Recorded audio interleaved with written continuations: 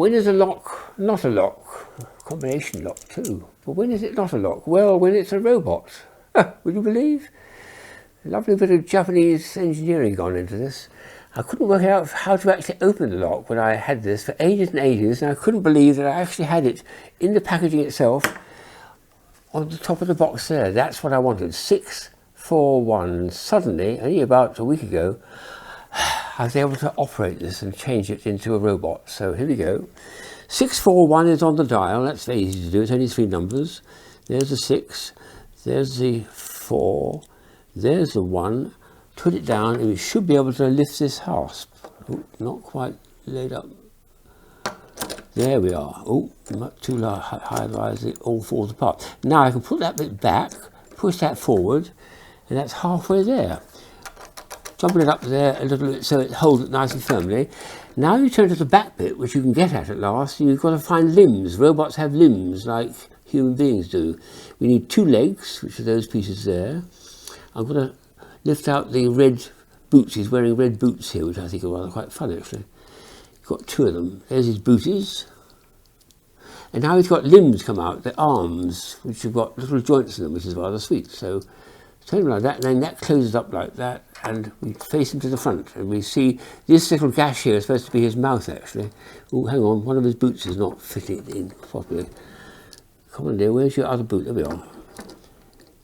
He's just about standing, and you can get the arms to pose and wave about or lift up like that. You know, you can do various things with the arms, but it's basically a little robot that's appeared as if by magic out of a combination padlock, a simple bicycle lock. Very nicely done. It's quite easy to put back again, but I won't do that this time. It's a nice bit of engineering from Japan, and a very unusual transformer.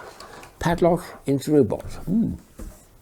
Here's a very clever bit of optics to do with mirror writing. We've got 2 messages saying, what a cookie. And what I've got to tell you now is a lie, never mind. Why is it, I say to people, that blue writing appears in mirrors backwards, whereas red writing is not changed? And when I do it with this one here, the same thing. That will be changed. No, that will stay the same, and this one here, the blue writing, will change over, even though it's now the other letter. Let's have a go at showing this. This is a bit of mirror paper, and we'll show the first one and show that it's actually changing or reversing the blue, but not the red. So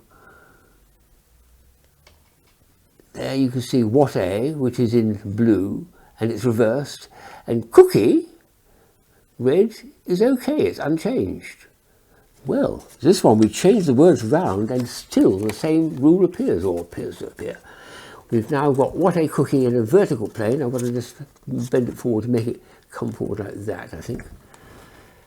And now we've got what a, and that's unchanged, and then cookie has changed. Extraordinary. How could that be? Well, is it to do with the wavelengths of the light of blue or other misdirections? No, a lot of nonsense. Something scientists might know, but magicians certainly would know, because it's a very nice little magic trick. Good one. Here's something that a friend George Hart made for G4, G12 in Atlanta about 4 years ago. Very nice little pieces, each of which is made curiously to bend. That is a tiny little piece of wood with the cuts there which allow it to bend like a hinge. I'll show it this way, like that. It bends right over like that. I'd broken one off, unfortunately, and it took me a long time to finally get round to gluing it to make it a piece. So what you've got to do is assemble this into a little ring and then see it turning round and round in a delightful way. To join them together, you put the slots together like that, just push them in, boom, boom, boom, boom, boom. And the next one, each one's a right angle to the previous one. That's vertical, that's horizontal, this is vertical, and then the last one goes in. You'll find you can make a little ring of 6 pieces, and they have a most delightful way of turning around and round and round. Let's see if we can get this to perform first time.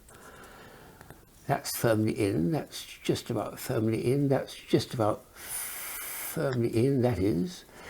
So we've got a set like that, and when you take the last 2 pieces and turn them vertical into horizontal and squeeze them in, I'll do it on the table first and then put it in my hands. It starts like that, and then like three benches and three little side tables, and turns around like that, and turns right like that.